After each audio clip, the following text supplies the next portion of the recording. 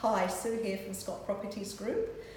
I have the lovely Amy Thomas with me, conveyancing from bytherules in Mooloolaba. We had a gain who wanted to go down on the beach, but we love this venue so much.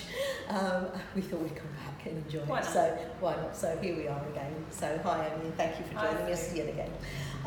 So this time I would like to cover the areas of what are the conveyancing pitfalls that could make or break a contract. Yeah, so one of the really important aspects is your conditions, so building, pest and finance. Making sure you've given yourself enough time to have those done. Building and pest, a lot of people go for about 7 days.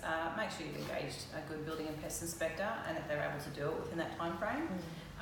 Finance, we're finding that finance is being pushed out now to about 21 days, so don't go with the 14, try and go for the 21 where you can, so you're giving yourself enough time, and your broker or your lender, I'm sure they'll appreciate it. Other pitfalls would be things like your balance deposit. Make sure you've got enough money to cover your balance deposit. I've had contracts where buyers signed up and $1,000 initial deposit was fine, not a problem, but then there was a hefty balance deposit paid or due 2 weeks later and they didn't have it. That can cause some serious problems, so just make sure that you've read your contract, again, have your contract reviewed and know what's due and when it's due. Am I right in saying though that you can actually get an insurance policy or some kind of short-term policy that will actually allow you your deposit money, and that gets paid out? The only reason I know that is because I was talking to a mortgage broker the other day who explained to me, because I had a client that said, I can do the $1,000, but when it comes to the 20, I don't think I can do it. So there is a way around. There is a method. It's called a deposit bond. That's it. Thank you. So there is alternative methods. So it's like a bit of an insurance policy, I suppose, that gets people or whatever that you pay. Similar, but there are other methods. So again, it just comes back to getting your contract reviewed and getting that legal advice and making sure that you know what you're getting yourself into. And advising you that you need to have that put in place somehow. Absolutely. If you haven't got it. So that's really important. Yeah, that's right. That's great.